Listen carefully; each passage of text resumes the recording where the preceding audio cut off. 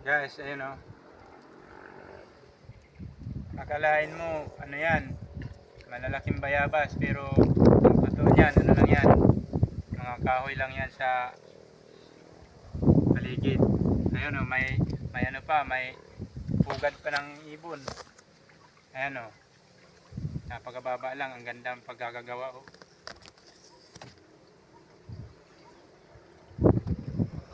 Ako diri uminom niya. Ito siya. Ano yun? Ay, wala, napakagandang huli.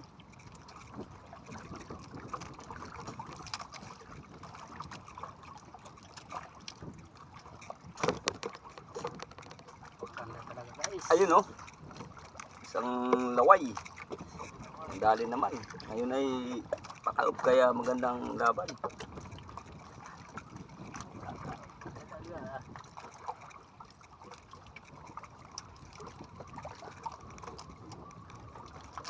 Ano, si kasamang pati. Ay! Nahulog pa yung isa. Dalawa dapat, naigtas ang isa. Nasa taas na. Ngayon ang hinihintay namin oras kasi ito ay pa-high tide na. Kaya yung laway ay maganda ng ano, hindi silabasa na. Maganda na yung huli niya.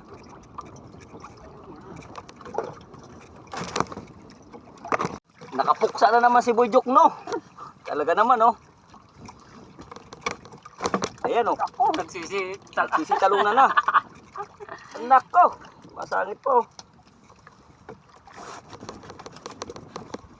Hirap talaga pag maliit ang ano. Hirap talaga pag mahirap. Ayun na naman guys, nakayari ako. Maganda kasi ngayon ang ano, oras. Medyo malinaw at pahapon na. Kaya lumalabas na yung mga isda na sinasabi nilang laway.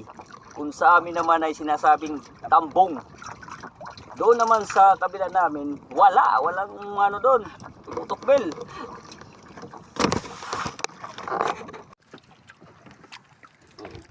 Alright guys.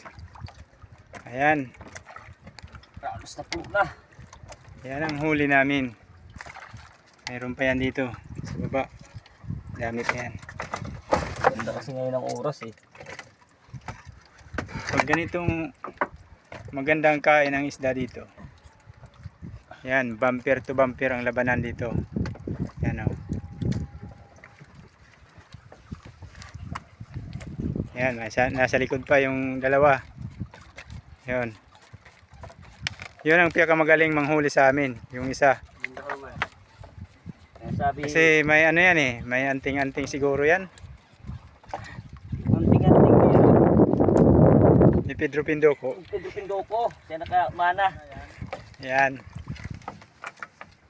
Alimupong. Pauwi na rin kami ngayon guys kasi medyo puno na yung styro namin. Wala na paglalagyan. Marami pa dito sa baba.